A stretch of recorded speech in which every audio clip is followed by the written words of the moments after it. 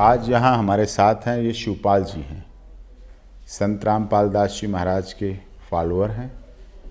और सबसे बड़ी बात यह है, FIR नंबर 429/14 जो थाना बरवाला में अंडर सेक्शन 302 में दर्ज हुई, उसमें इनकी ही पत्नी की वहाँ मृत्यु हुई थी। ये हमारे साथ हैं। दूसरे हमारे साथ पवन जी हैं, ये रोहतक के रहने वाले हैं और 18/11/14 की घटना में जो बरवाला में हुई, संत रामपाल दास जी महाराज के ये फॉलोअर हैं। और उस दिन उस समय वहाँ इनकी माता जी की वहाँ मृत्यु हुई थी। ये आज जो बातें कहना चाह रहे हैं वो अब इसलिए और बहुत ज़रूरी हो जाती हैं क्योंकि आज की स्टेट में संत रामपाल दास जी महाराज और उनके फॉलोअर्स पर FIR नंबर 429/14 और 430/14 जो थाना बरवाला में झूठी रजिस्टर्ड की थी। चार्जशीट ने क्या कहा, पुलिस ने क्या कहा, फाइल ने क्या कहा, पब्लिक प्रोसिक्यूटर ने क्या कहा, डिफेंस काउंसिल ने क्या कहा, मीडिया ने क्या कहा, लोगों ने क्या कहा, आम जनता ने क्या कहा, राजनीतिज्ञों ने क्या कहा, सरकारों ने क्या कहा, प्रतिनिधियों ने क्या कहा, वो सब बातें अलग हो जाती हैं। आज इसलिए ज़रूरी है कि जो ये कहेंगे वो इम्पॉर्टेंट है, जो ये कहेंगे ये इम्पॉर्टेंट है। मैं एडवोकेट हूँ, क्रिमिनल लॉयर हूँ, अलग चीज हो सकती है, लेकिन इन्होंने उस घटना में अपनी पत्नी, अर्धांगिनी, भार्या को खोया है। ये दंश इस बात को झेल रहे हैं। इन्होंने अपनी जननी, जिस माता ने इन्हें जन्म दिया, उसको खोया है। ये बताएंगे सच, क्या हुआ था, क्यों हुआ था, उसके बाद कोर्ट में क्या हुआ, पुलिस ने क्या किया, FIR कैसे रजिस्टर्ड हुई, चार्जशीट कैसे बनी, एविडेंस कैसे की, कोर्ट में गवाही के समय क्या हुआ और फैसले में क्या हुआ, जिस फैसले को सारी दुनिया ने देखा। न्याय किसे मिला? आज एक क्वेश्चन निकलेगा, आज एक प्रश्न निकलेगा, क्योंकि न्यायपालिका कहा जाता है, न्यायालय कहा जाता है, न्याय का मंदिर कहा जाता है। वहां न्याय की देवी रहती है, कानून की देवी वहां रहती है। हम मस्तक झुकाते हैं, हम नतमस्तक होते हैं कि हम न्यायालय में जा रहे हैं, हमें न्याय मिलेगा। न्यायाधीश न्यायालय के मंदिर के देवता हैं, हम उनकी पूजा करते हैं, हम उनके आगे सर झुकाते हैं, हम उनके आन मान में कोई कसर नहीं छोड़ते, इसलिए कि हमें वहां से न्याय मिलेगा। न्याय की आशा रखना हमारे कॉन्स्टिट्यूशनल राइट हैं, हमारे कानूनी अधिकार हैं कि हम न्याय पाने की इच्छा रखें। और वो न्याय फैसलों से मिलता है, पूरे ट्रायल के बाद मिलता है। केस काफी लंबे भी चलते हैं, काफी जल्दी भी निपटा दिए जाते हैं, वो एक अलग चीज है। कौन से केस जल्दी निपटा दिए जाते हैं और कौन से केस पेंडिंग पड़े रहते हैं, किन केसों में सिर्फ तारीख पर तारीख मिलती है और किन केसों में हर तारीख पर पता नहीं क्या क्या हो जाता है। ये सारी चीजें हैं, आज इन सब चीजों पर चर्चा होनी है। और इस चर्चा में शिवपाल जो बदरपुर दिल्ली में रहते हैं वो भी अपनी बात कहेंगे, पवन वो भी अपनी बात कहेंगे, और ये बड़े ध्यान से सुनने की बात होगी, क्योंकि ये FIR जो पुलिस ने ब्लैंक पेपर पर लिख के ले ली उस पर नहीं बोलेंगे।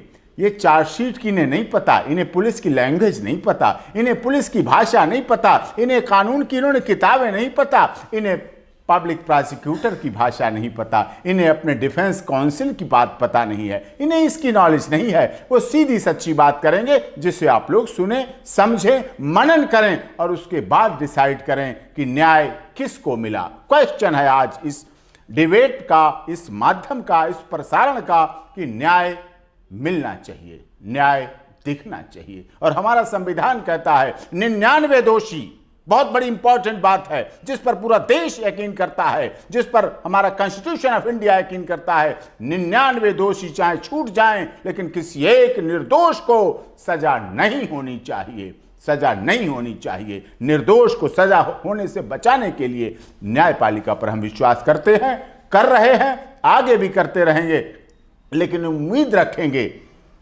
कि हमें न्याय मिलना चाहिए, न्याय दिखना चाहिए। सर आपका AP सिंह जी बहुत बहुत धन्यवाद जो आपने मेरी पीड़ा को, दर्द को समझा, और मैं इसका आपका बहुत आभारी हूँ जो आपने मेरी बात को समझा, मेरी दर्द को समझा।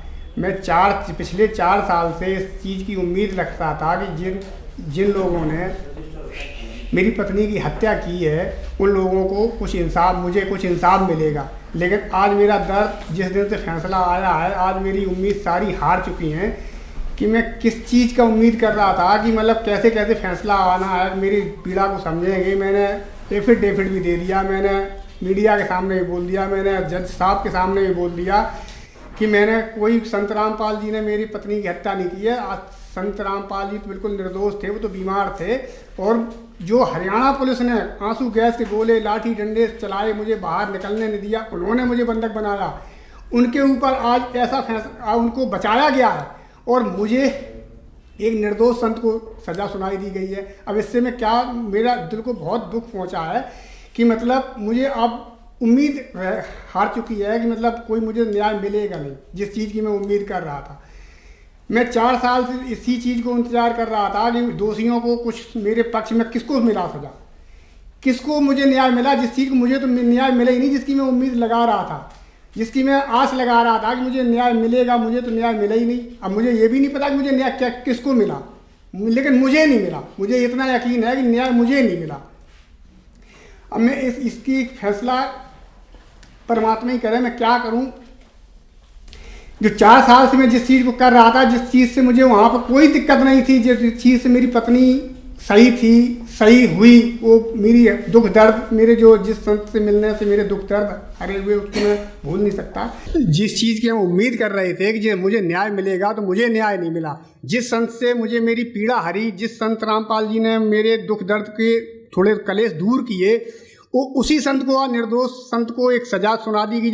जबकि पुलिस वालों ने, हरियाणा पुलिस ने एक्सपायर्ड आंसू गैस के गोले छोड़े और मेरी पत्नी की मेरे आंखों के सामने हत्या हो गई, क्योंकि इन्होंने पहले से बिजली पानी राशन सब कुछ काट रखा था। बाहर निकल रहे थे तो ये मारपीट कर रहे थे, और अंदर रहे तो मेरी दम घुटी, मेरे आंखों के सामने उसको मूर्छित हो गई और उसने घुट घुट के उसकी दम निकल गई, लेकिन मुझे बाहर नहीं निकलने दिया। और बाद में मुझे मीडिया में, सब में, दुनिया में बदनाम कर दिया कि बाहर निकल नहीं रहे थे, ऐसे कर रहे थे, वैसे कर रहे थे, और कोरे कागज पे साइन करा के, ब्लैंक पेपर पे मेरे साइन करा के मुझे जबरदस्ती इन्होंने शिकायतकर्ता बना दिया।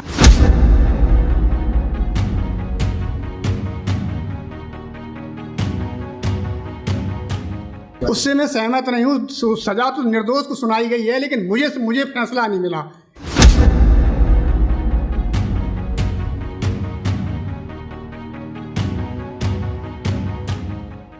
हरियाणा पुलिस ने और सरकार ने मिलकर ये साजिश रची है। मुझे फैसला नहीं मिला, मुझे जिसकी उम्मीद थी।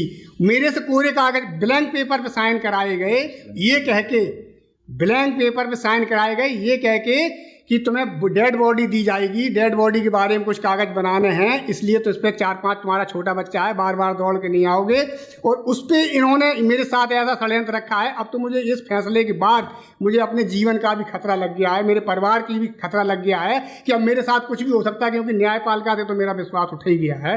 मेरे साथ भी कुछ भी, हरियाणा पुलिस, हरियाणा सरकार कुछ भी कर सकती है, मुझे मेरा विश्वास उठ गया कि मैंने ये सच्चाई ओपन कर दी, मैंने ये सच्चाई बता दी कि मेरे कोरे कागज पे मेरे से ब्लैंक पेपर पे साइन कराए हरियाणा पुलिस ने, ये कह के कि आपकी पत्नी की डेड बॉडी के बारे में कुछ कागजी कार्रवाई करनी है, इस वजह से आपका बच्चा छोटा है, बार बार दौड़ के नहीं आओ। और उसका परिणाम मुझे ये मिला कि मेरे खिलाफ पूरी दुनिया में बता दिया कि शिवपाल ने संत रामपाल जी के ऊपर केस किया है, जबकि मैं उसी 4 साल से, जब से मुझे पेपर के माध्यम से, समाचार पत्रों के माध्यम से जैसे ही मुझे पता चला, वैसे ही मैंने तुरंत एफिडेविट लो कोर्ट में, हाई कोर्ट में सब में दे दिया। और उसके परिणाम में सम्मुख जाके जज साहब के सामने, न्यायाधीश के सामने मैं बोल के आ गया कि भाई मेरी पत्नी की हत्या संत रामपाल जी ने नहीं की है, मेरी पत्नी की हत्या एक्सपायर्ड आंसू गैस के गोले हरियाणा पुलिस ने छोड़े, उसके कारण उसकी दम घुटने से हत्या हुई है। और मेरे सामने, और जबकि बिजली पानी राशन पानी पहले से काट रखा था, उसमें कोई ट्रीटमेंट नहीं मिला, वहाँ पर ना मेरी कोई हेल्प की गई, और उससे उसकी हत्या हुई। जबकि देखो परिणाम मुझे आज क्या मिला, एकदम 0।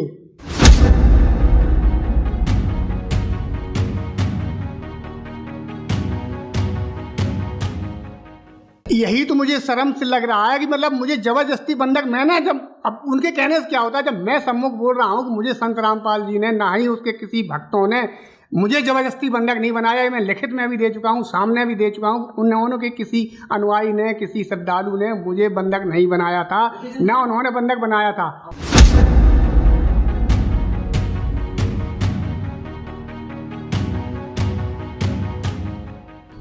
आज ये जब से 429/14, 430/14 में फैसला आया है, तब से केवल शिवपाल ही नहीं कह रहे हैं, इस देश के कानूनविद, जो बड़े बड़े कानूनविद हैं, रिसर्च करते हैं लॉ पर, बड़े बड़े फिलोसफर, लॉ के विद्वान, लॉ के छात्र एकेडमिक डिस्कशन करते हैं। किसी एक केस से नहीं मतलब उनके उस पर रिसर्च केस पे होती है कि क्यों ऐसा, जो रिपोर्टेड केस होते हैं उनकी बातें आज जो हो रही हैं, उसके आधार पर साफ तौर पर यह सिद्ध हो गया है कि जिसमें शिकायत करता ही है, न्याय जब न्यायालय करता है तो किसी एक पक्ष के हक में करता है, एक पक्ष को राहत मिलती है। आपने हाई प्रोफाइल केसों में देखा होगा, कोई एक पक्ष कहता है हाँ मुझे न्याय मिला, मुझे देर से सही लेकिन मुझे न्याय मिला, वो एक पक्ष होता है, हम उसके साथ होते हैं, हम चाहे डिफेंस काउंसिल हो, लेकिन हमें लगता है हाँ एक पक्ष को तो न्याय मिल गया। लेकिन आज सबसे बड़ा प्रश्न चिन्ह लगा है, सब बुद्धिजीवियों के लिए है, सब कानूनविदों के लिए है, सामाजिक लोगों के लिए, मीडिया के लिए। कितने मीडिया के रिपोर्टर हमसे आउट ऑफ कैमरा और पूछते हैं इस बात को कि ये कैसा न्याय हुआ। शिकायत करता वो रोता घूम रहा है कि मेरे ब्लैंक पेपर पे साइन करा के, और कोर्ट में बयान भी हो गए।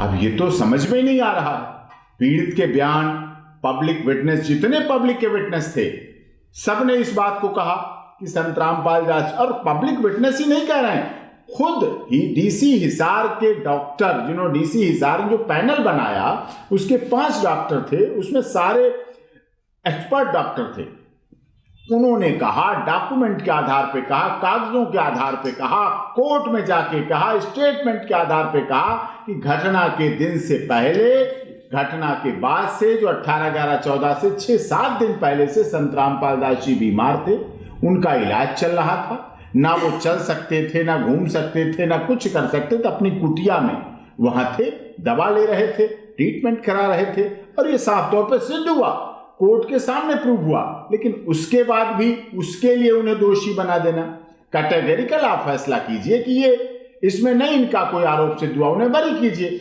15 एक्यूज हैं, 14 एक्यूज हैं, 50 एक्यूज हैं, 2 एक्यूज हैं, आप कैटेगरिकल फैसला करना चाहिए कि उसमें इनका दोष नहीं था इसलिए इनको बेइज्जत बनी, इनका दोष था तो ये बताएं, कोई अगर उसमें सिद्ध होता। लेकिन पूरे को, ओवरऑल को, सबको, जो बीमार है उसको, जो थे, क्या कोई संत रामपाल दास जी की या जो 14 एक्यूज उनको कन्विक्ट किया गया, क्या उनमें से किसी की ऑडियो रिकॉर्डिंग है कि वो कह रहा हो कुछ ऐसा?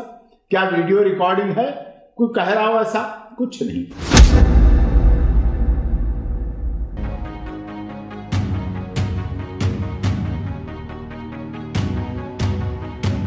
सो मोटो कह सकते हैं, अपने मन के भाव, मन की इच्छाएं, अपने मन के भाव, जैसे जजमेंट देखने में पता चल रहा है कि कितनी बातें इसमें कही गई हैं, वो पूरा और विस्तार से उसको देखेंगे हम।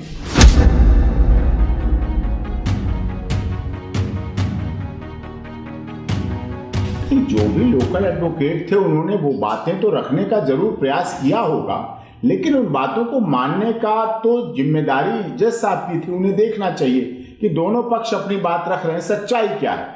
इसीलिए 161 के स्टेटमेंट जो पुलिस के सामने बयान होते हैं उनको सच नहीं माना जाता है, पुलिस के सामने दिया गया बयान बयान नहीं रहता है, इसीलिए कोर्ट के सामने दिया गया बयान बयान रहता है। पुलिस के सामने बयान था, सब झूठ बता दिया, उन्होंने ब्लैंक पेपर पे साइन कराया, पूरी तरह से झूठ था, मनगढ़ंत थी, दबाव था, किसका दबाव था, क्यों करना पड़ा, क्या कारण थे, क्या ऐसी परिस्थितियां थी, वो अलग चीज हो गई। जब कोर्ट तो अपने अंदर स्पेशल कोर्ट उसको सुन रही थी, जेल के अंदर सुनवाई हो रही थी, वहां तो कोई दबाव नहीं था ना, किसी पर कोई दबाव नहीं था। शिवपाल जी ने बयान दिए वहां अपने, पूरी तरह शपथ पूर्वक कहा, कसम से कहा कि मैं ये कसम खा के कह रहा हूं कि जो बात ये सच है। उसके बाद पब्लिक प्रोसिक्यूटर ने भी क्रॉस किया, वहां सबके सामने जज साहब भी कोर्ट क्वेश्चन ही पूछ सकते हैं। अब पता नहीं उस समय कोर्ट क्वेश्चन किया नहीं किया, नहीं तो कई ट्रायल में हमने देखा, हाई प्रोफाइल केसेस में हमने देखा कि कोर्ट क्वेश्चन करती है, कोर्ट कहती है पब्लिक प्रोसिक्यूटर से भी आप साइड में होइए और डिफेंस काउंसिल को भी साइड करें, वो कहते हैं मेरे सवालों का जवाब दो,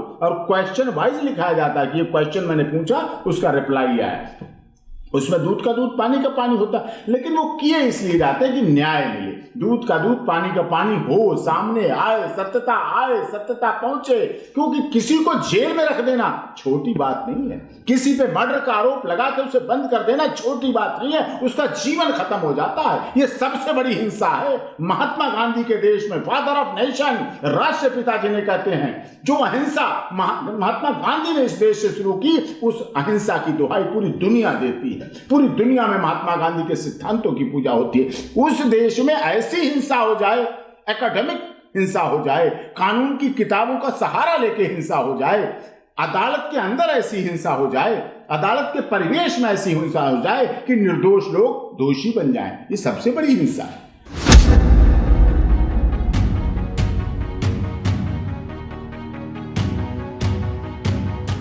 अब देखिए, न्याय की लड़ाई बहुत लंबी जाएगी। आज संत रामपाल दास जी की स्थिति, उनके मिशन की स्थिति कि जो मैं देख रहा हूं, क्योंकि सब कुछ सच है लेकिन सच सामने नहीं आया जा रहा, सच सामने नहीं लाया। यही हुआ था सुकरात के साथ, यही हुआ था ईसा मसीह के साथ, यही हुआ था राजा हरिश्चंद्र के साथ, जिन्हें अपने लड़कों को चीर के परीक्षा देनी पड़ी। यही हुआ था राजा मोरध्वज के साथ, जिन्हें अपने लड़कों की, और राजा हरिश्चंद्र बने शमशान घाट में खड़ा होना पड़ा। ये हुआ गुरु नानक देव सिंह, गुरु गोविंद सिंह, अपने लड़कों को चुनवा देना ये छोटी बातें नहीं थी। मीराबाई को जहर का प्याला पीना पड़ा। आज उनके साथ वही स्थिति हो रही है जो सबके साथ, रविदास के साथ हुआ, इनके साथ हुआ। क्या हुआ? वो भी उस समय भी यही देश था, यही हिंदुस्तान था, यही सोने की चिड़िया, यही जगत गुरु था। उस समय भी हुआ और आज भी इस समय हो रहा है। इतिहास गवाह रहेगा। ये सत्य की लड़ाई है।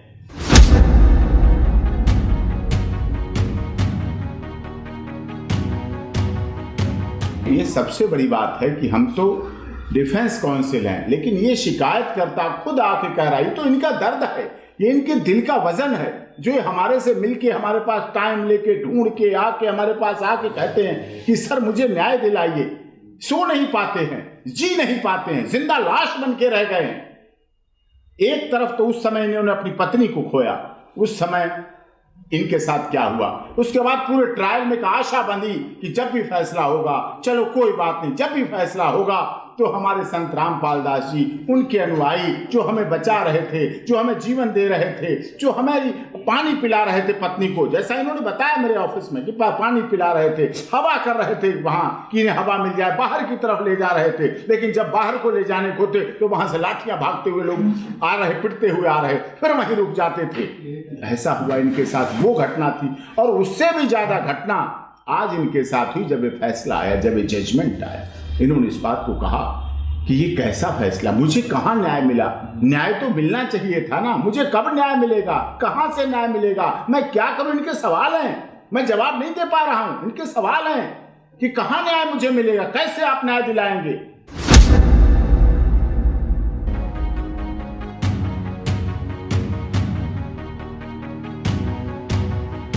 आपने बहुत बढ़िया सवाल किया, और काश अगर ये सवाल 429/14, 430/14 के ट्रायल कोर्ट के माननीय न्यायाधीश महोदय करते, ये सवाल पूछते पब्लिक प्रोसिक्यूटर से, ये सवाल पूछते सरकारी वकील से, ये सवाल पूछते जांच एजेंसी से, ये सवाल अपनी फाइल में पूछते, ये सवाल अपने रिकॉर्ड से पूछते कि ये क्या था। आज हम इसको जिसमें हेल्ड गिल्टी कर रहे हैं बंधक बनाने में, वो मेन केस 426/14 था, 427/14 था। उसका पूरा ट्रायल मैंने किया, शुरू से लास्ट तक का, फाइनल जजमेंट तक ट्रायल किया।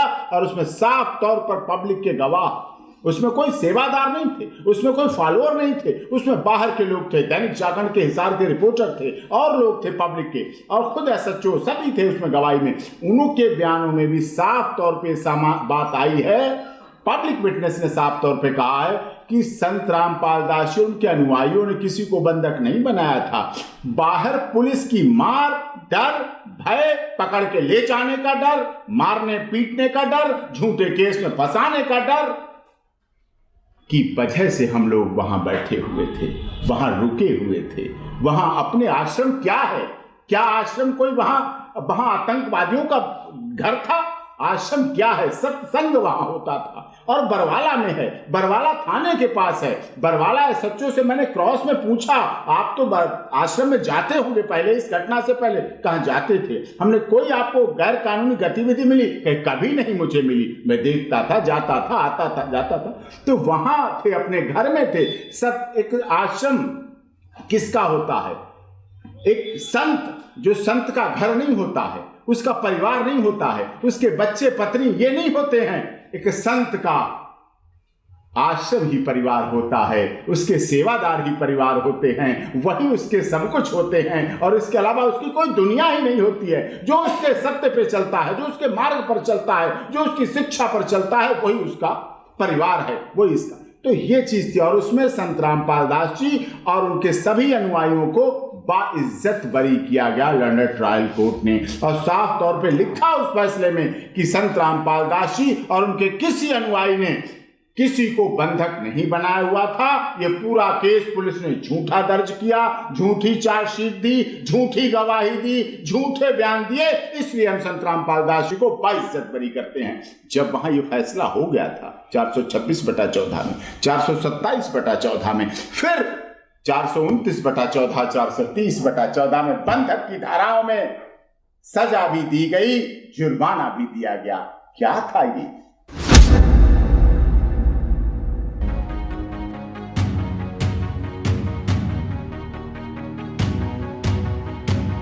नहीं, होस्टाइल हो जाते हैं तो ये कौन फैसला करेगा कि पुलिस झूठी शिकायतें करती है, झूठे मुकदमे दर्ज करती है? ये फैसला कौन करेगा? ये फैसला तो न्यायालय के करने की जिम्मेदारी है। क्यों कहा गया है कि 99 दोषी छूट जाएं, लेकिन किसी एक निर्दोष को सजा नहीं होनी चाहिए? अगर आप बेनिफिट ऑफ डाउट की बात करते हैं तो कहें कि 99 दोषी छूट गए बेनिफिट ऑफ डाउट का लेके, लेकिन उसके चक्कर में किसी एक निर्दोष को अगर आप सजा दे देंगे तो वो न्यायालय की गरिमा की गिरती हुई स्थिति होगी। उस समय उस व्यक्ति के पास ऐसा, आपने पीछे भी देखा सुप्रीम कोर्ट में महात्मा गांधी असैसिनेशन केस, महात्मा गांधी की हत्या की केस की सुनवाई सुप्रीम कोर्ट में फिर से शुरू की गई। इसलिए कि अगर कहीं कोई सच्चाई है, अगर कहीं कोई बात है, तो अगर गांधी को नाथूराम गोडसे ने नहीं मारा, अगर ये सिद्ध होता है तो हम उसको क्लीन चिट दे। दोनों नहीं रहे, महात्मा गांधी भी नहीं है, नाथूराम गोडसे भी नहीं रहे, लेकिन न्याय का दीप, न्याय की तराजू, न्याय जो इंसाफ जिसे कहते हैं, उसके लिए ऐसे कार्य करने पड़ते हैं, उसकी वजह से ऐसे करने पड़ते हैं। जब व्यक्ति सामने कह रहा है और ये तो बड़े भयभीत हैं, बहुत डरे हुए हैं, ये इस बात को कह रहे हैं मेरे साथ कुछ भी हो सकता है, मेरे साथ कहीं कुछ अनहोनी हो सकती है, मेरे पास कोई मुकदमा दर्ज हो सकता है, मेरे पास कोई कुछ कहीं कुछ फंसा सकता है, अब मैं क्या करूं? ये इनके सवाल हैं।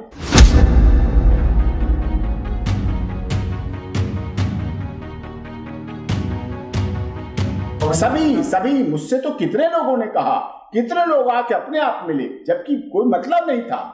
हाँ पवन जी, अब इनकी माता जी इसी FIR में इनकी मृत्यु, पूछे इसे दर्द इनका, पूछे इसे, इन्होंने भी कोर्ट में बयान दिए जाके होंगे, गए थे बयान देने।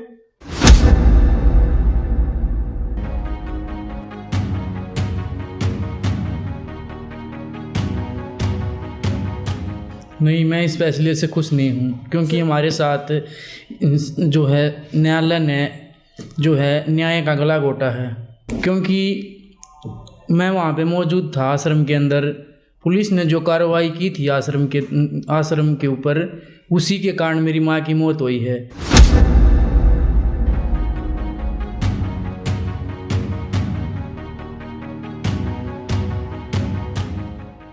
नहीं, मैंने कोई शिकायत नहीं की। पुलिस ने तो, मैंने तो उस घटना के बाद एक अपनी जिम्मेवारी समझी थी, अपना फ़र्ज पूरा किया था। उन्हें अपनी सच्चाई बताई थी कि मेरी माँ की मौत पुलिस वालों के कारण हुई है।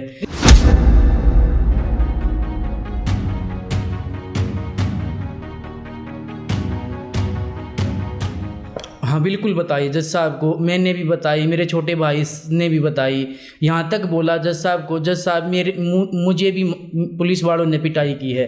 मेरे छोटे भाई ने जज के सामने भी ये बयान दिए हैं कि जज साहब मेरी माँ को भी मार डाला और हमारी भी पिटाई की है।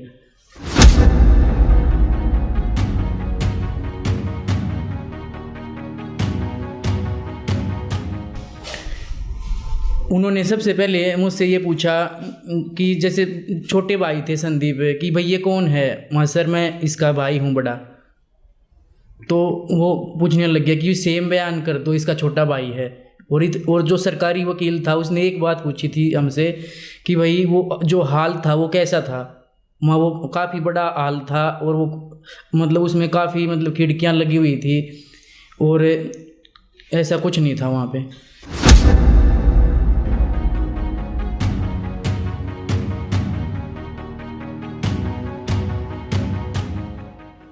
ये तो इस फैसले में ही है लिखा हुआ, इस फैसले में ही है लिखा हुआ, जजमेंट में ही, कि मुझे लास्ट स्टेज पर ये, मैं आपको दिखाऊंगा, इसमें कहा गया है कि मुझे लास्ट स्टेज पर ये केस असाइन हुआ और उसके बावजूद मेरे सामने, सत्य बात है, जो फैसला जज साहब ने दिया है उनके सामने ट्रायल नहीं हुआ और ट्रायल दूसरे जज साहब के सामने हुआ, उनका लास्ट मूवमेंट में ट्रांसफर हो गया।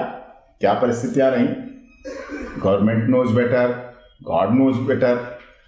लेकिन उनका ये कहना था कि मेरे सामने बहुत बड़ी ऐसी परिस्थिति थी, चैलेंज था कि मुझे जल्दी फैसला करना था और इस केस को जो मेरे सामने ट्रायल भी नहीं हुआ। ट्रायल होता है जिसके सामने, तो उसकी बॉडी लैंग्वेज भी वो देखता है, विटनेस को भी देखता है, उन्हें समझता है क्या बोला, किस तरह से बोला, किस तरह से पब्लिक प्रोसिक्यूटर बोल रहे हैं, किस तरह से डिफेंस काउंसिल बोल रहे हैं। तो वो सारी स्थिति इसीलिए सामने का रखा गया। जो हमारा सीआरपीसी का प्रोविजन है कि सामने हो गवाही जज साहब के सामने, वो इसीलिए रखा गया कि न्यायाधीश का स्थान ऊपर क्यों रखा जाता है।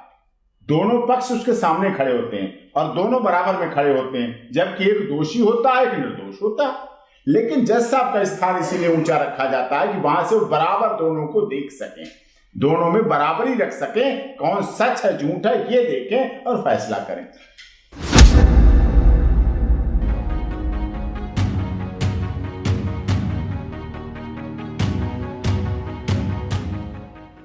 नहीं, खुश तो इसलिए नहीं होना चाहिए क्योंकि निर्दोष लोगों को, जो सत्य की लड़ाई लड़ रहे थे, जो समाज में ऐसे कार्य कर रहे थे जिन कार्यों को देश और प्रदेश की सरकारें करने के लिए अरबों रुपए का बजट खर्च करती है, अरबों रुपए का फंड, वो अरबों रुपए का वो अपने घर से नहीं लाए हैं, चाहे प्रधानमंत्री जी हो, चाहे मुख्यमंत्री जी हो, चाहे जिलाधिकारी महोदय हो, ये सब हमारे देश का है, हमारे संसाधनों से पैदा हुआ है, हमारे लोगों का दिया हुआ है वो पैसा, जो अरबों रुपए इन योजनाओं में खर्च करते हैं। वो योजनाएं क्या है?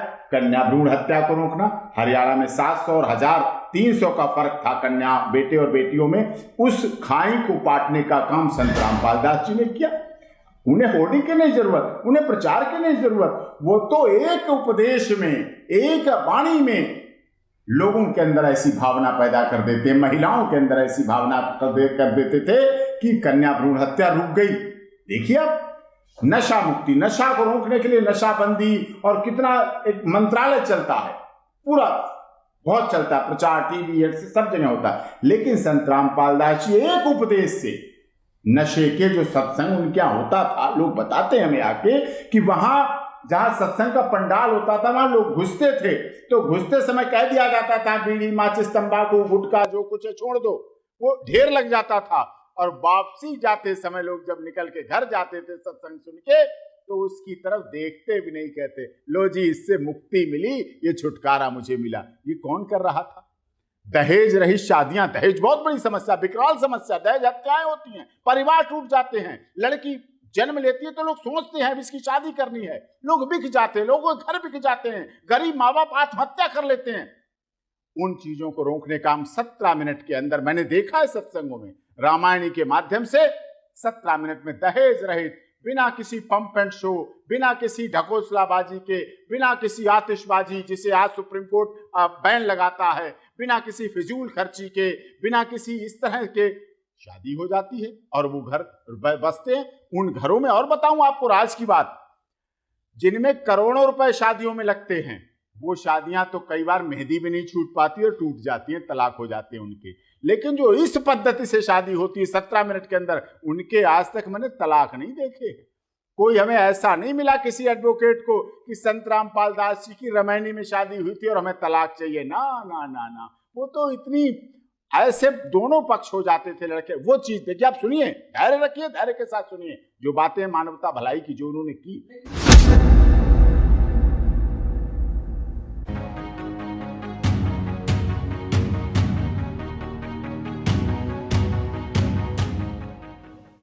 लेकिन मुझे आपकी इस बात से बड़ा ऑब्जेक्शन है, बहुत बड़ा ऑब्जेक्शन है। मैंने कोर्ट में भी कहा, यद्यपि कि मैं लास्ट मूवमेंट पे इस केस में शामिल हुआ, लास्ट मूवमेंट में शामिल हुआ, और जब हेल्ड गिल्टी करने के बाद, हेल्ड गिल्टी करने वाले दिन तो मुझे रोक ही लिया गया बाहर। वो क्या साजिश थी, क्यों रोक लिया गया, किसने रुकवाया, उसमें कौन शामिल थे, कौन लोग शामिल थे, वो एक विषय है, अलग विषय है। लेकिन उसके बाद जब मैं क्वांटम ऑफ सेंटेंस में शामिल हुआ तो मैंने इस बात पर कहा, उन्होंने कहा जज साहब ने कि मैंने इस केस के लिए आशाराम का केस पढ़ना चाहा, पढ़ा, लेकिन मैंने उसी समय कहा वो केस से इसकी क्या तुलना है, वो केस अलग। वैसे कोई आरोप संत रामपाल दास जी और उनके जो 950 लोगों को बंद किया, किसी पर उनका जैसा आरोप नहीं है।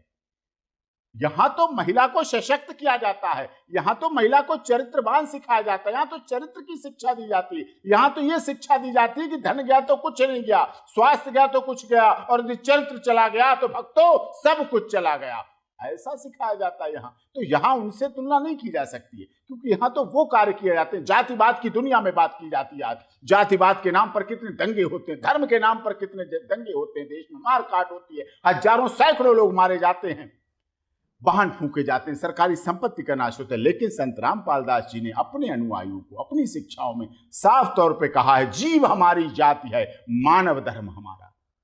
किसी से हिंदू मुस्लिम सिख ईसाई नहीं, हमें कोई कुछ समझ, सब एक हैं, सबको एक जोड़ने का काम किया है, और ये जातिवाद को खत्म करने का काम किया है, नशे को खत्म करने का काम किया है।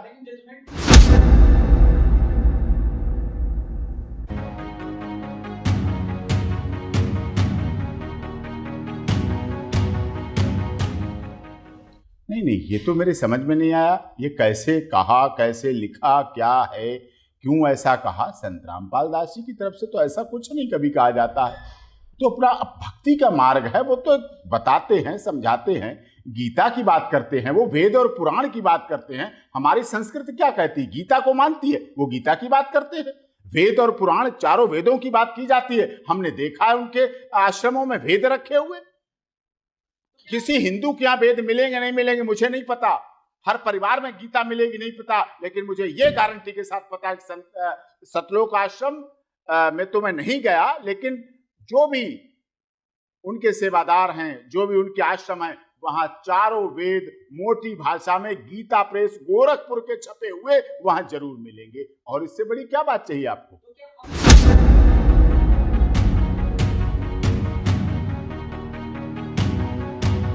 दबाव किसका था, कहां था, कैसा था, मुझे 11 तारीख को पता चल गया, जब मैं वहां 11 अक्टूबर को हिसार सेंट्रल जेल विशेष अदालत जहां बनाई गई थी वहां जाता था। पहले जब मैं 426, 427 के पूरे ट्रायल में था तब तो लगातार जाता था, और जब मैं वहां उस दिन पहुंचा, जो लिस्ट में हमारा अल्फाबेटिकल नाम सबसे पहले होता था, एपी सिंह की वजह से सबसे पहला नाम मेरा होता था, उस लिस्ट को ही बदल दिया गया। उस लिस्ट में ही नाम नहीं, कहने के बावजूद भी नाम नहीं, बात करने के बावजूद नहीं बुलाया जा रहा। ये क्या साजिश थी? क्या बिना डिफेंस काउंसिल के, बिना वकील के आप अंदर को सजा का ऐलान कर सकते हैं? क्या अंदर दोषी ठहरा सकते हैं? यही न्याय की बात हमें लग रही है। इसी से हमें लगा, और वहां तो सारी मीडिया थी, वहां सभी मीडिया पर्संस थे वहां, और उन्हें आश्चर्य हो रहा। उनसे जब लगातार हम बता रहे हैं, उस को देख रहे हैं, आप हमें आइडेंटिफाई कर रहे हैं, देख रहे हैं, और उसके बाद अंदर नहीं जाने दे रहे, उससे सिद्ध हो गया था। कई न्यूज चैनल तो साफ तौर पे, क्या इसका मतलब कहीं ना कहीं कुछ गड़बड़ है सिंह साहब, कहीं ना कहीं कुछ गड़बड़ है, आपको क्यों नहीं जाने दिया जा रहा है?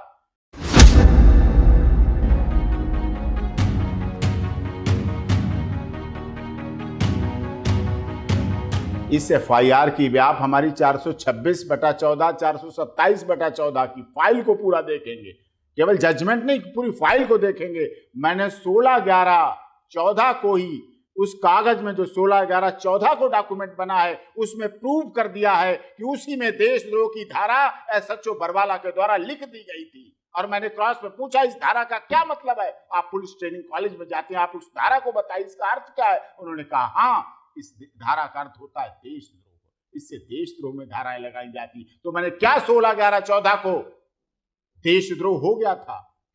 क्या जो ब्रूटल अटैक था वो हो गया था? क्या जलियांवाला कांड 16/11/14 को हो गया था? क्या लोगों की मौत 16/11/14 को हो गई थी? क्या देशभक्ति की भावना आहत हो गई थी 16/11/14 को? उन्होंने कहा नहीं हुई, क्या लिख दी गई फिर काट दी गई। इसका क्या मतलब था? आप भविष्यवक्ता थे कि 2 दिन बाद एक ऐसी घटना होगी जिससे 6 मौतें होंगी।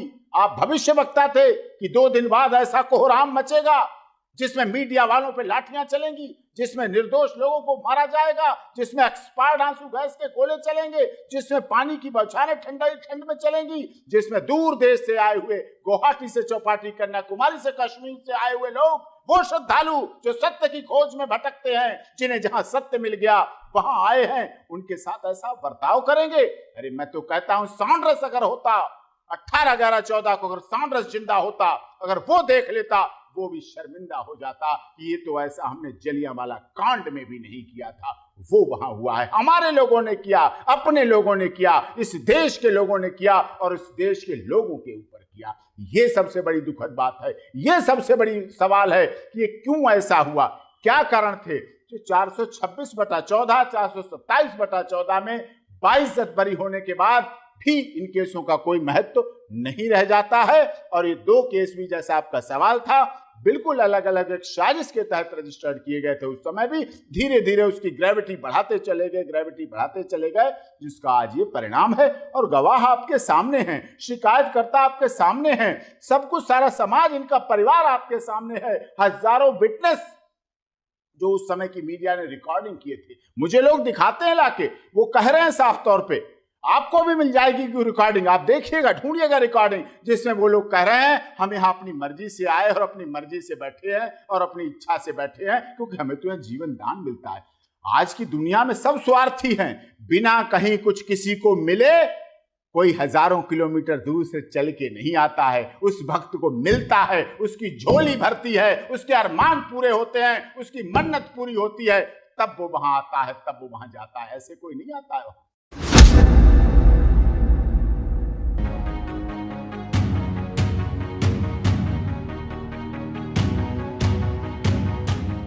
अब ये तो सरकार की इच्छा है, किसी को अवार्ड दिलाए, किसी को मौत दिलाए, किसी को मौत के लिए। इस शिवपाल ने जब बोला था, मेरी आंखों के आंसू नहीं रुके थे उस समय जब इसने मुझसे बोला था एक वार्ता के दौरान कि हरियाणा सरकार के पास, हरियाणा पुलिस के पास मेरी बीबी को ढकने के लिए चादर नहीं थी, चादर नहीं निकली थी। उन प्रशासनिक अधिकारियों को जिनको आप राष्ट्रपति अवार्ड की बात कर रहे हैं, आप सम्मान की बात कर रहे हैं, अवार्ड भी मिलना चाहिए। राष्ट्रपति भी हमारे हैं, देश के नागरिक भी हमारे हैं, अधिकारी भी हमारे हैं, लेकिन जो ऐसा कार्य करें उसे राष्ट्रपति क्या, विश्व में मेगासेस पुरस्कार मिलना चाहिए उसे, ऑस्कर पुरस्कार मिलना चाहिए उसे, लेकिन उनको मिलना चाहिए जिन्होंने इसकी पत्नी को पोस्टमार्टम के बाद, इससे आप पूछिएगा, इसकी पत्नी की मृतका की लाश नंगी पड़ी हुई थी, एक महिला की लाश नंगी पड़ी हुई थी, उसको चादर नहीं थी ढकने के लिए, एक चादर नहीं निकली थी उन अधिकारियों के पास जो चादर से एक महिला की इज्जत को ढकते। आप जानवरों की भी मौत हो जाती, उन्हें भी आदमी चादरा उठा के ढक देता है, किनारे कर देता है कि एमसीडी वाले आएंगे ले जाएंगे। एक जानवर को भी, एक इस देश के नागरिक को, इस देश की महिला को, जो सीता, सावित्री, गार्गी, अपाला का देश रहा हो, जो महिलाओं की बात रही हो, आपने महिलाओं का जो किया, राजा दशरथ के समय की बात याद है। आज आप महिला सशक्तिकरण की बात करते हैं, लेकिन हमारे देश में महिला सशक्तिकरण कब का है? जब राजा दशरथ युद्ध कर रहे थे तो कैकेयी रानी उनकी धुरी पकड़ी हुई थी रथ की, क्योंकि उसका कील निकल गई थी, और अगर वो ना पकड़ती तो पहिया निकल जाता और राजा दशरथ मारे जाते, युद्ध हार जाते, रानी कैकेयी मारी जाती। उस महिला की, हमारा देश में सत्यवान सावित्री की कहानियों का देश रहा है, हमारा सीता, गार्गी, अनुसुईया, पाला का देश रहा है, जिन्होंने जल छिड़क कर जो भगवान बोले जाते थे उनको बच्चा बना दिया। उस महिला की मैं बात कर रहा हूं।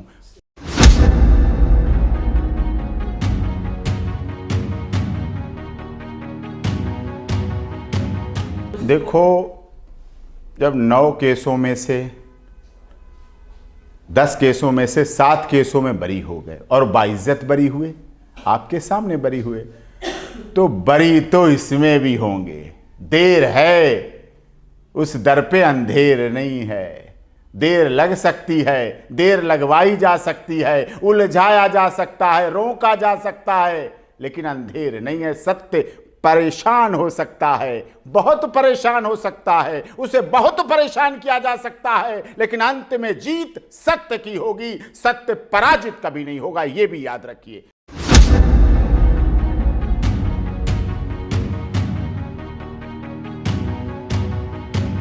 नहीं, वो पॉइंट मैं आपको अभी डिस्क्लोज नहीं करूंगा। वो पॉइंट में जो अपील हमारी पड़ेगी, अपील फाइल होगी, उसमें सारे पॉइंट आएंगे, सारा दूध का दूध पानी का पानी होगा, सारे फैक्ट आएंगे और उस समय भी दुनिया देखेगी, उस समय भी सब देखेंगे और समझेंगे। वो पॉइंट हम अपने उस समय रखेंगे पूरी तरह से। उस समय जब फाइल होगी तब आपको वो पॉइंट भी मिलेंगे और उसकी अपील की कॉपी भी मिलेगी। फिर आप कंपेयर करना उस डिसीजन से और उस अपील से कंपेयर करना। आप उसकी चिंता मत कीजिए।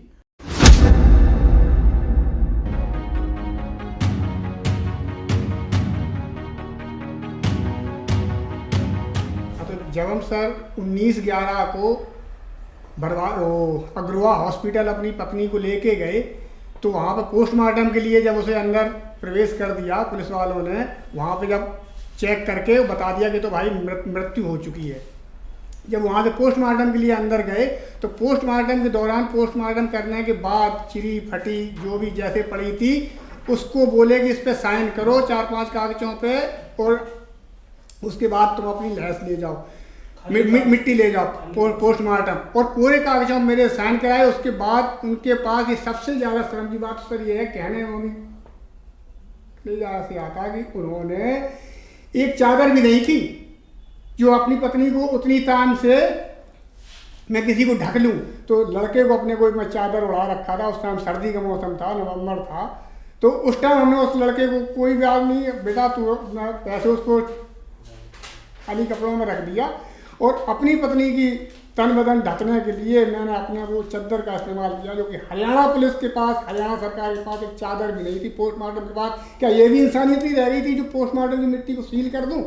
पोस्टमार्टम करने के बाद में मिट्टी को, बॉडी को, डेड बॉडी को सील कर दूं, अपने चादर से लपेट के लाया था। ये पूरा सब गली मोहल्ला जानता है, डर की वजह से कोई बोले चाहे ना बोले, लेकिन मैं जानता हूँ कि डेड बॉडी को ढकने के लिए मैं अपने चादर से बेटे को नहीं उड़ाया था और अपने चादर से लपेट के लाया था। ऐसी नंगे बदन मिट्टी पड़ी हुई थी। इससे ज़्यादा और क्या मुझे इंसाफ मिलेगा? क्या यही इंसाफ मिलता है? यही हिंदुस्तान में इंसाफ मिलता है? और फिर बोलते हैं कि शिकायतकर्ता मुझे बना दिया ज़बरदस्ती। कितनी झूठ बताओ।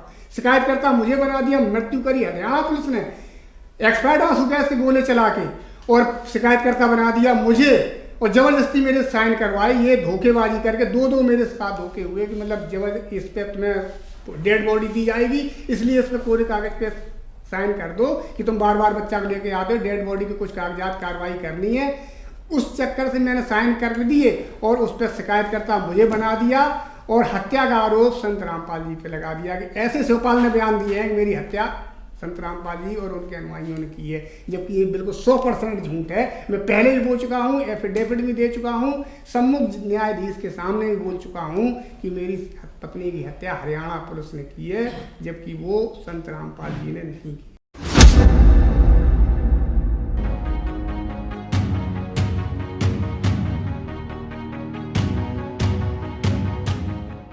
मैं इस देश का एक आम नागरिक हूँ। न्याय पाने का सभी को अधिकार है, सभी को समानता का अधिकार है, लेकिन हमारे साथ असमानता क्यों की गई पुलिस प्रशासन के द्वारा? संत रामपाल जी को फंसाने के लिए पुलिस प्रशासन ने हम निर्दोष लोगों को को शिकार बनाया, हमारे ऊपर अत्याचार किए। इसमें निर्दोष लोगों को सज़ा दी गई और जो पुलिस प्रशासन है वो जो है उनके ऊपर कोई भी किसी भी प्रकार की कोई कार्रवाई नहीं की गई।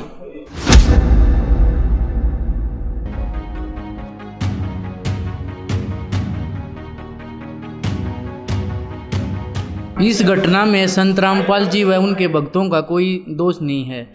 ये जो पुलिस कार्रवाई पुलिस ने जो की थी आश्रम के ऊपर, उसी के कारण मेरी माँ की मौत हुई। न्यायालय के जो न्यायाधीश है उन्होंने पुलिस प्रशासन को बचाने के लिए संत रामपाल जी महाराज के ऊपर जो है झूठा फैसला सुनाया है।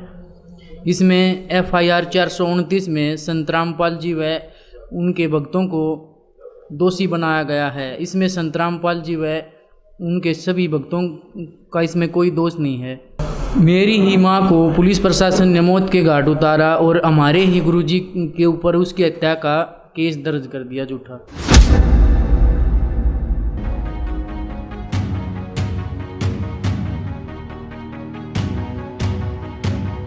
हमने उनके सामने ये कहा था कि इसमें जो है संत रामपाल जी व उनके किसी भी भक्तों का कोई दोष नहीं है। पुलिस ने जो कार्रवाई आश्रम के ऊपर की थी, अत्यधिक मात्रा में आंसू गैस के गोले दाग दिए जो एक्सपायरी डेट के थे, जिसके कारण मेरी माँ की मौत हुई।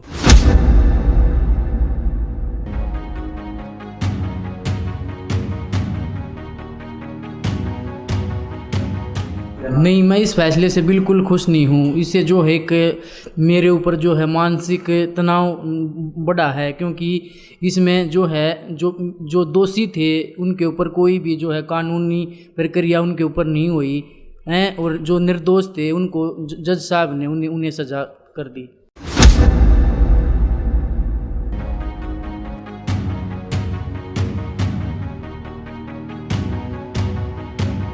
क्योंकि जिन भी पुलिस अधिकारियों ने आश्रम के ऊपर अपनी पावर का दुरुपयोग किया है, सरकार उनको बचाना चाह रही है। जज साहब का फैसला आने के बाद जो है हमसे कोई पूछने नहीं आया, मीडिया का कोई भी किसी भी चैनल से, कि भाई तुम्हें न्याय मिला या ना मिला, तुम इस न्याय से संतुष्ट हो या नहीं।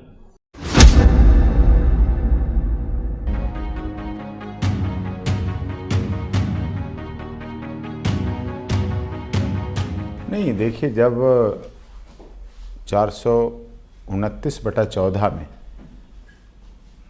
क्वांटम ऑफ सेंटेंस के बाद कहा गया, सब कुछ बताने के बाद संत रामपाल दास जी भी थे और उनके जो अन्य एक्यूज्ड और उनके फॉलोअर वो भी थे आए हुए, तो सबके सामने ये बात कही गई कि ठीक है, ये फैसला हमें कम समय में टाइम हमें मिला, हमें लास्ट स्टेज पे असाइनमेंट हुआ हमारे सामने, हमारे पास जल्दी फैसला करना था इसको, लेकिन हमने किया।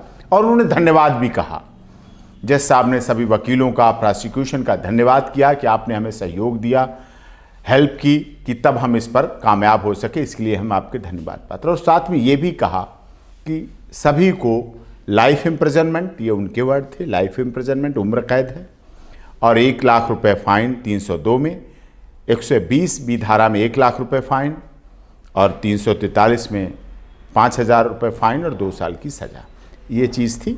और उसके बाद कहा साथ में कि साथ में आपके लिए, सबके लिए ये भी है, सारे एक्यूज के लिए, कन्विक्ट के लिए, कि जितने साल तुम लोग जेल में रह चुके हो, जो जेल में तुमने समय बिताया है, जब से बंद हो, 18/11/14 से बंद थे, कोई 19/11/14 से बंद थे, कि वो सारा टाइम भी इस सज़ा में तुम्हारा जोड़ा जाएगा और दोनों सज़ाएं साथ साथ चलेंगी।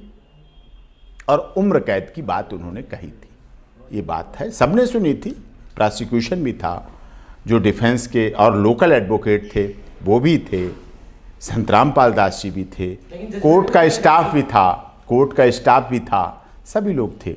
तो इस आधार पर जब, और जो मुल्जिमों ने बाहर पूछा, बाहर कोर्ट से बाहर निकल के, कि क्या रहेगा इसमें, कितना रहेगा, कितने दिन रहना पड़ेगा, क्या होगा, कैसे होगा, तो पहले का हम लोगों ने कहा कि पहले तो इसमें हाई कोर्ट में अपील पड़ेगी तुम्हारी, और वो बात सुनेगी जो या नहीं सुनी गई, होता है, अपीलांट कोर्ट है, वहाँ जाएंगे। और उन्होंने कहा फिर इसमें ये घटेगी, कितने 20 साल होगी, 14 साल होगी, 20 साल में 14 साल, 16 साल, 18 साल, जो भी होता है, अच्छा व्यवहार है, अच्छा चाल चलन है, अच्छे कार्य हैं, अच्छी तरह रह रहा है और वहाँ मदद कर रहा है जेल में, व्यवहार पे डिपेंड करता है। आप देखा होगा कई बार गवर्नर्स आदेश करते हैं, 15 अगस्त को छोड़े जाते हैं, 26 जनवरी को छोड़े जाते हैं, समय से पहले छोड़े जाते हैं, तो वो चीज़ थी बाद में। लेकिन वो बाद में पता चली कि उसमें लाइफ इम्प्रिजनमेंट टिल डेथ की गई, अंतिम सांस तक की बात वो बाद में पता चली थी। उससे बड़ा सदमा लगा कि ऐसा कैसे हो गया, ऐसा कैसे हो गया। अच्छा, उसमें समस्या ये थी, उस समय कहा गया पहले 15 मिनट में ऑर्डर मिल जाएगा, फिर कहा 1.5 घंटे में ऑर्डर मिल जाएगा, फिर कहा गया चैम्बर में ऑर्डर पहुंचा देंगे, और साइन तो सबके पहले करा ही लिए थे।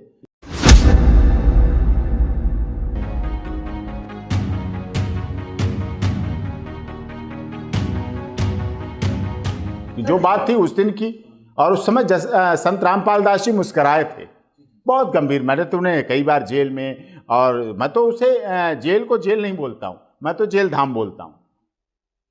तो वहाँ जो उनकी मुस्कुराहट थी, पूरी मजबूती के साथ, पूरी दृढ़ता के साथ, पूरी गंभीरता के साथ, वही मुस्कुराहट थी, बहुत मजबूती के साथ, जो सत्य के साथ होती है।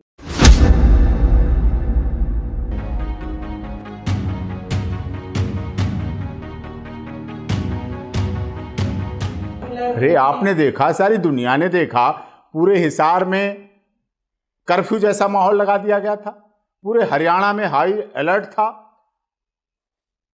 पैरामिलिट्री फोर्स लगाए गए, पूरी हरियाणा पुलिस लगाई गई। जहां लगा पैरामिलिट्री फोर्स कहां लगाया जाता है, यह बहुत बड़ी बात है। और वहां हर चप्पे चप्पे थी। मेरा हिसार में घुसने के बाद 5 जगह गाड़ी रोकी गई। जानते सब, पहचानते हैं, ये तो एपी सिंह एडवोकेट हैं, बहुत बड़े सुप्रीम कोर्ट के वकील हैं, सब पहचानते हैं। नहीं रोको, गाड़ी की तलाशी लो, इनकी तलाशी लो, I card low, I card देखो। मतलब मुझे उस दिन ऐसा फील हुआ कि काला कोट पहन के जाना मेरे लिए गुनाह हो गया। तो लेकिन इस बात सुनिए आप मेरी, लेकिन वहां कोई हिसार में संत रामपाल दास जी के फॉलोअर तो जीव जंतु भी होंगे, कोई जीव जंतु, आदमी की तो बात छोड़िए, पुरुष महिला की तो बात छोड़िए, कोई जीव जंतु भी नहीं ऐसा दिख रहा था जो संत रामपाल दास जी का फॉलोअर हो। सिर्फ पुलिस और पुलिस दिख रही थी।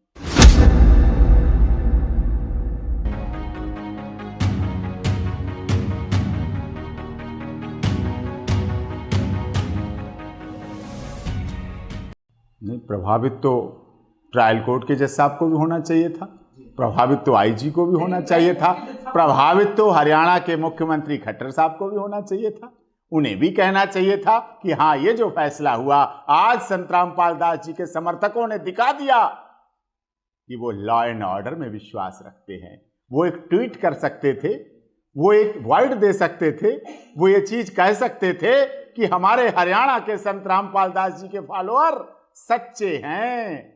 आज कोई चींटी भी नहीं मरी है, आज कोई दुर्घटना की बात, घटना की बात, किसी तरह का कुछ भी नहीं हुआ है। भाई इनने तो कमाल कर दिखाया, कहने में क्या बुराई है। अरे हरियाणा के तो लोग हैं, यहाँ के लोगों ने आपको अपना मुखिया बनाया है, मुख्यमंत्री बनाया है, आपको कोठी बंगले सब कुछ दिया, मान और सम्मान दिया। 2 शब्द आप बोल देते, आप इन मृतकों के घर नहीं गए। 2014 में नवंबर की घटना, 2014 में आप इनके घर जा सकते थे। दुख है मुझे इस राजनीति पर।